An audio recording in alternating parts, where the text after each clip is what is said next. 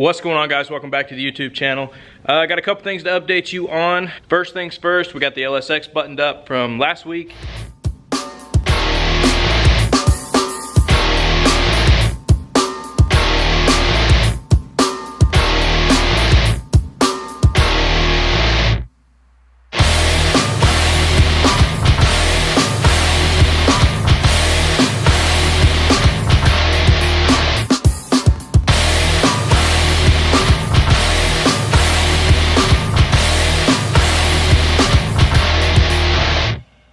Over here and look at Chris's car. He's gone right now doing getting some wheels and tires mated up, but his Mensers, there we go, Mensers showed up. We did a Racecraft K member Mensers. He's got some badass welds. Everything's kind of coming together on this car. We are leaving next week to go to Jason Brazel's to drop the car off to get a 25 3 cage done. So we're pretty much at the limit of what we can do here at the shop, so we're going to leave it in the hands of him. While we're up there, we got a couple other things to do. We're going to drop off a billet block our billet block to TKM to get top fuel hooped. I think we're going to try to drop in and see John Doc, maybe do a podcast with those guys. That'd be kind of cool. Things I have on the plate for this week and next week, we've got a Viper motor. This Viper showed up a couple weeks ago.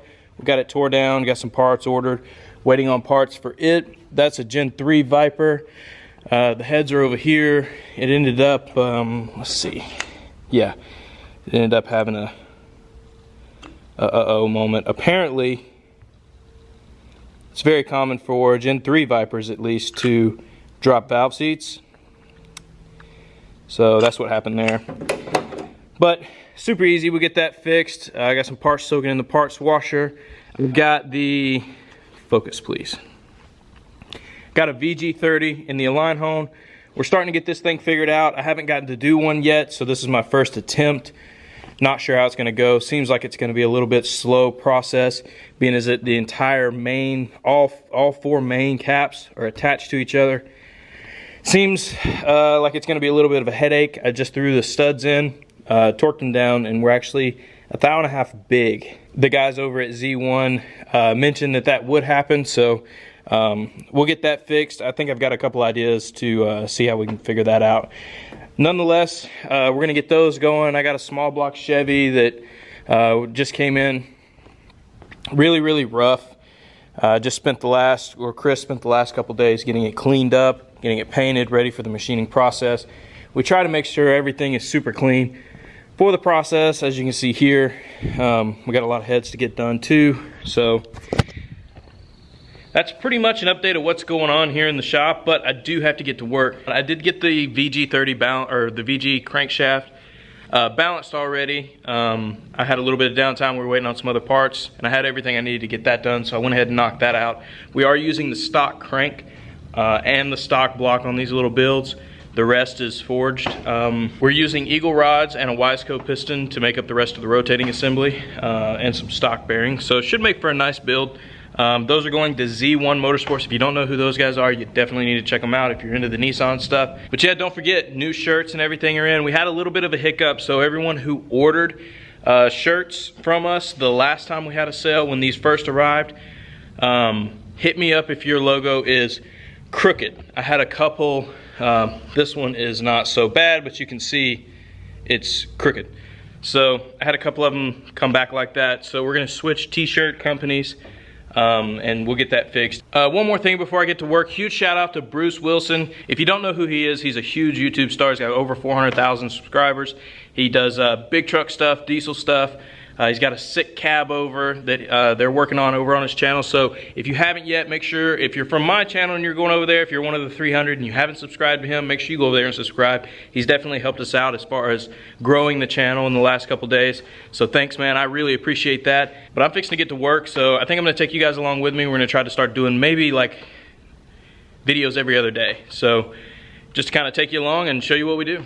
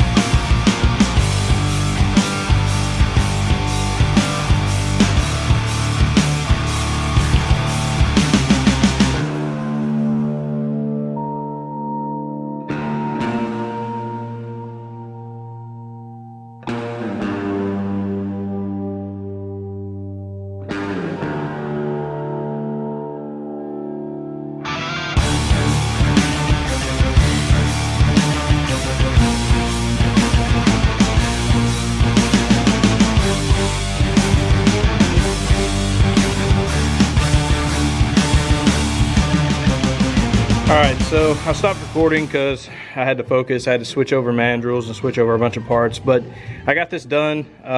Sorry I didn't let you see it. It's nothing crazy. That mandrel just runs back and forth in here until it gets to size.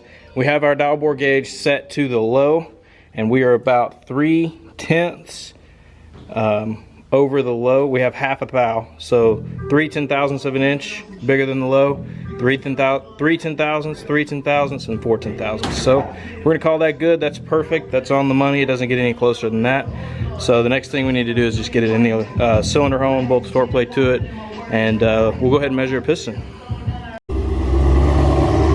All right, so I got the block out of the align hole, setting in the cylinder hole, and I've moved it around a couple times, but basically these are like little riser plates. They flip up and down. You flip them up like they are now if you have mains that like a small block Chevy that's not like fully skirted, I guess is the way you would say that. Just like this one is, the mains kind of sit below where the oil pan rail is. So it just gives you some room, but as you can see, this is actually too wide for the riser plates we have. So I got to figure something out. I don't know if I've got to unbolt them, get them out, and maybe grind them down on each side or what. So I got to figure that out.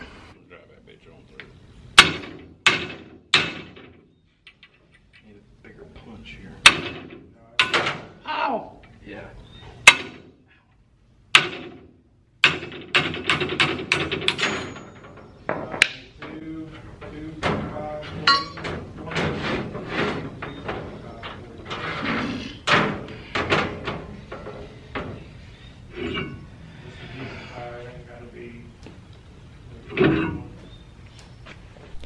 Alright, so this is my problem. Zoom out here. As you can see, we have a little bit of space. This is easily fixed. The fact that the main girdle fits in between here on this one and doesn't on that one, that's my issue. So this is pretty aggravating. I'm not sure if we're going to have to grind this side and that side till it fits over, or what, but or if they make a special riser or a special, I'm not even sure what those are called exactly, but weird.